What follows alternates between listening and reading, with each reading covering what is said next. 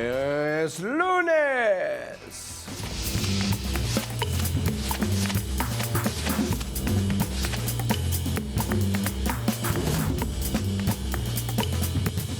Lunes y tenemos muchas cosas de que hablar, de las malas, de las buenas y de las ridículas, muy ridículas. Empecemos, como no, con las malas. La más mala de las malas no es otra que el asesinato de Salomé, una niña de 4 años en La Plata, Huila. No la vamos a mostrar, no vamos a decir nada más. Solamente hay que nombrarla para no olvidar que este país asesino pasa por encima de las vidas de todos y todas, incluso aquellas que no tendría por qué atacar o violentar, como la de una niña de 4 años. Malo también la cifra de 139 profesores y profesoras asesinadas en el departamento de Córdoba a lo largo de 34 años de violencia paramilitar que aparecen documentados en la publicación Palabra Silenciada de Vorágine.co y el Museo Entre Ríos. Se agradece el trabajo arduo del Museo de Vorágine encabezado por Gina Morelos, pero es el dolor que nosotros como país queremos seguir infligiendo sobre un gremio que ya gana muy poco para lo mucho que trabaja y al cual, por cuenta de la retórica antisindicalista de este país, se ha convertido en el gran villano en la figura de FECODE. Un país que quiera transformar su educación para bien, como lo hablábamos en el episodio pasado, tiene que ocuparse de su magisterio. No vamos a hablar de eso. Tampoco, siguiendo con las cosas malas, vamos a hablar sobre el gigantesco robo de petróleo que venía siendo sometido Ecopetrol y que en algunos medios, sobre todo ese en el que están pensando, ha sido reportado profusamente, pero curiosamente sin el escándalo que suscitan otras noticias. Nada de explosivo, escandaloso. Hay mucho énfasis, por supuesto, en que participó de esto el ELN, cosa que el ELN niega, diciendo que en Ecopetrol tienen su propia versión. Entonces me alegra que estén descubriendo por fin la corroboración y la contrastación. Malo también que el Consejo de Estado haya tumbado una multa de 715 mil millones de pesos que le había sido impuesta a la concesionaria de la Ruta del Sol 2, en lo que muchos coinciden es un golpe y un paso atrás en la lucha contra la corrupción. Pero si vamos a hablar de instituciones que andan mal de imagen, tendríamos que hablar de la Procuraduría y por lo tanto de la Procuradora Margarita Cabello, que anda de pelea con el presidente Gustavo Petro por la orden que dio Cabello de suspender al alcalde de Riohacha por irregularidades en un contrato, orden a la que Petro se opone rotundamente. El problema es que en esta disputa ambos tienen un poquito de razón. Por un lado, sí es verdad que habría que sancionar al alcalde de alguna manera, pero por otro, es verdad también que la Corte Interamericana de Derechos Humanos dictó una sentencia hace muy poco, precisamente en un caso que involucró a Gustavo Petro,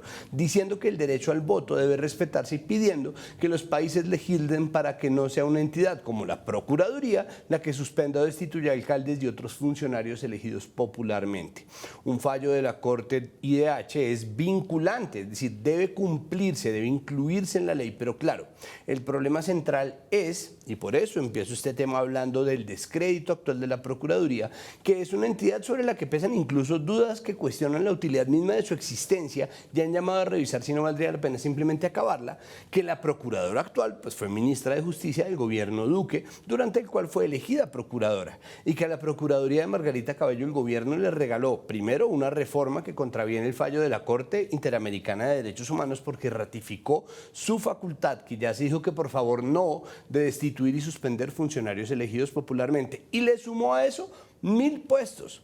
1000 puestos. Entonces estamos en un escenario en el que ambas partes tienen algo que decir, pero no existe además marco legal suficiente, ni siquiera legitimidad para tomar decisiones con las que en general estemos de acuerdo. Solamente hay que recordar que la sentencia de la Corte Interamericana de Derechos Humanos, de nuevo, es vinculante y que ese problema hay que solucionarlo. Siendo como son las cosas, el alcalde de Riohacha recibió una prórroga de 3 meses en su suspensión del cargo y Petro, por mucho que se oponga a la medida, no podrá ponerse del lado de alguien que está acusado de corrupción, por lo que está un poco entre la espada y la pared.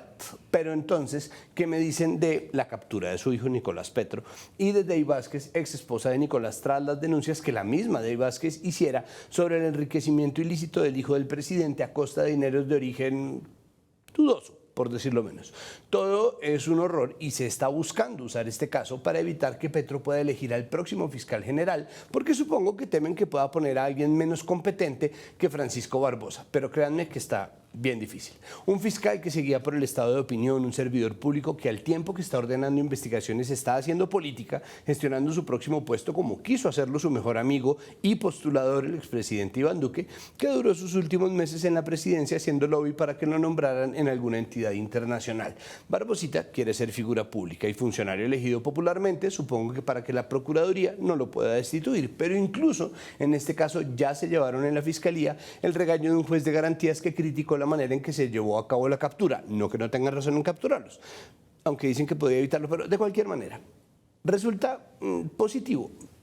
con calma, el precedente que sienta Gustavo Petro al declarar que no va a intervenir para frenar la acción de la justicia en este caso. Pero al tiempo, de nuevo, valdría la pena que nos calmemos, porque las implicaciones de este caso no se conocen del todo, ni la extensión del caso mismo. Entonces dejen de salir a emitir sentencias tuiteras idiotas exculpando a unos o a otros, porque hay que esperar a que haya verdad y pruebas suficientes de cualquier cosa. Y además se trata del hijo del presidente. Es demasiado cercano, no es una situación feliz ni nada por el estilo, pero ya que estamos hablando de cosas o tirando hacia lo positivo, pues hablemos de algunas verdaderamente buenas, como por ejemplo el Festival Futuro Coca, organizado por Frito y Pop-Up Art, y sí, en estas organizaciones trabajan amigos personales míos, aclaro, por eso lo hago después de que pasó y no antes de que pasara, pero el evento fue un éxito, es decir, que se hiciera ya era de suma importancia porque se trató de un festival que buscaba cambiar la manera en que vemos y entendemos la hoja de coca y transformar el relato que divide en dos al país, entre quienes ven en la mata al demonio mismo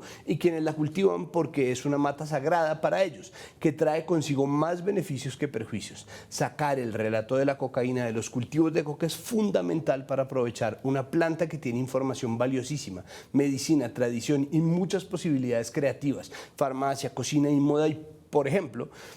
se hizo solamente en un día y con todo lo que se hizo y con todo lo con todo el tabú que existe alrededor de la coca, se llenó el evento. Así que felicitaciones y por favor que venga el siguiente porque es evidente que hay mucha gente queriendo cambiar el chip. Otra cosa positiva que necesitamos. Igual no vamos a hablar de eso, ni vamos a hablar de la victoria hermosa de la selección Colombia femenina sobre Alemania en el Mundial que se juega entre Australia y Nueva Zelanda. Mejor dicho, en Australia y Nueva Zelanda. No vamos a hablar del golazo de Linda Caicedo y del cabezazo glorioso de Manuela Vanegas, ni vamos a hablar del liderazgo de Catalina Usme, que bien le supo decir que le importaba culo y medio que fuera Alemania el equipo que tenían al frente. Ojalá sepamos aprender de ese liderazgo, de esa fuerza y de esa valentía y que lo sepamos también disfrutar así, partido a partido, poco a poco, con calma y mandando toda la buena. Y mencionemos al menos otra noticia positiva porque, ánimo de lunes, como la determinación del alto comisionado de la ONU para los Derechos Humanos de designar a la oficina en Colombia como equipo garante de la implementación de las recomendaciones de la Comisión de la Verdad. Pero no solo eso, porque lo que en realidad ha levantado más ampolla de esta noticia es la designación de Antonio Urrejola, ex canciller chilena, como investigadora de la revelación hecha por la Comisión de la Verdad de un entrampamiento hecho a la implementación de los acuerdos y el buen curso de las políticas de paz. Y es un tema positivo porque necesitamos saber qué pasó, quiénes y cómo se configuraron en enemigos de esa paz. Y es polémico y difícil precisamente porque se trata del caso de Jesús Santrich, gran indefendible, a quien agarraron como piedra para construir ese bloqueo, configurando un choque de trenes entre el entonces fiscal Néstor Humberto Martínez Neira y la Jurisdicción Especial de Paz. Ojalá esta investigación nos traiga verdad y claridad sobre esta guerra contra los acuerdos de 2016, que es una guerra además, y esa por supuesto es solo mi opinión, contra el bien común. Ahora, pasando a los ridículos, simplemente esto. No tanto porque Iván Duque no puede hacer DJ, porque obviamente puede, claro que puede. Él es DJ Memix, él es medio memo, es full meme, es un remix, es DJ Memix. Oh, yeah. El problema es que se siga buscando imponer en nombre de la visibilidad la vieja memecracia del periodo presidencial anterior. Estamos en la semiocracia, no se les olvide. Y lastimosamente no lo digo solo por esta estampa, que es importante nomás porque es risible, pero es doloroso que no haya decidido ser DJ también entre 2018 y 2022, pero ya es tarde para ello. Siguiendo con lo ridículo, tenemos que hablar sobre la pelotera que a final de las inscripciones de candidatos y candidatas a las regionales se formó al interior del Pacto Histórico y otros partidos, pero principalmente el Pacto Histórico, empezando por la queja de Gustavo Bolívar, candidato a la alcaldía por el Pacto, alcaldía de Bogotá, que señala que las listas cerradas sacaron a candidaturas ya conocidas e importantes dentro del partido y metieron embuchados y embuchadas como Rocío Duzán, ni más ni menos que la hija de Jaime Duzán, expresidente del Polo Democrático Alternativo y actualmente presidente de Colpensiones, en lo que fue otro nombramiento bastante resistido por la opinión pública. Bolívar, antiguo beneficiario de las listas cerradas, se quejó, como muchos, en las elecciones parlamentarias del año pasado de que se usaron, se quejó de que en estas elecciones se van a usar las listas cerradas para minar la democracia interna de los partidos, lo cual ya había sido una queja del concejal Carlos Carrillo y que volvió la disputa en un problema tan denso al interior del Polo Democrático que acabó con la renuncia de Alexander López, expresidente del Congreso en la legislatura pasada y ahora expresidente del Polo Democrático Alternativo, porque salió diciendo que estaba cansado y que se quería dedicar a lo suyo, que son las leyes y qué sé yo, el bricolaje. Y por el otro lado, en Ridiculandia, la revista de Cliqui sacó una portada con el candidato menos conocido de las elecciones a la alcaldía de Bogotá, el general retirado Jorge Luis Vargas, que llega por la derecha a disputar un puesto para el que ya hay bastantes candidatos de derecha y los candidatos de izquierda no parecen dar. ¿Qué promete? Seguridad, como todos los otros. Ojalá ese discurso, la razón por la que estamos sometidos a meses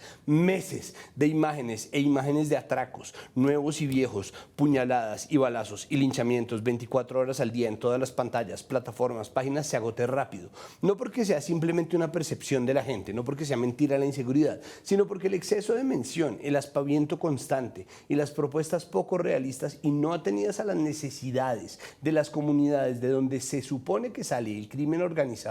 siguen ganando protagonismo. Entonces nos llega otro más de esos manes para prometer frenar el apocalipsis al que nos tienen sometidos en las pantallas, en las páginas, en las redes. La imposibilidad de entender la ciudad como otra cosa que no sea el campo de batalla en el que tenemos que salir a jugarnos nuestro teléfono celular contra lo que pareciera es una legión de lámparas y garnoviruñas es invivible. Es invivible esta vida en que nos están dando en campaña y aparentemente no hay otro tema, o sí,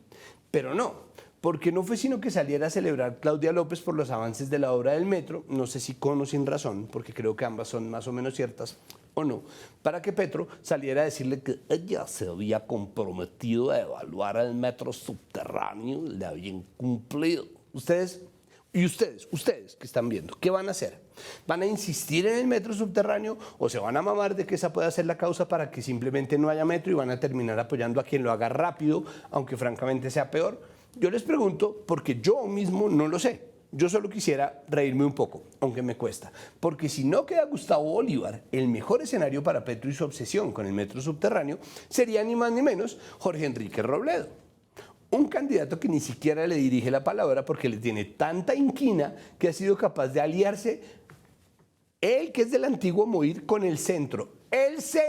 que es la derecha, con tal de no tener nada que ver con Petro. Es muy difícil así, pero al menos están de acuerdo en algo. Ahora háblense, no mentira. Difícilmente en este panorama de las cosas va a quedar como alcalde Robledo y francamente tampoco creo que Gustavo Bolívar. Y ese panorama es producto en gran parte de lo que sí va a ser nuestro tema de hoy y es lo que ha sido este primer año del gobierno del cambio, por lo cual decidimos hacer un balance en dos partes, de las cuales la primera es hoy. Vamos a hablar de qué ha sido el gobierno de Gustavo Petro hasta ahora. Por eso nuestro hashtag es el primer año de Petro y ya volvemos al lunes.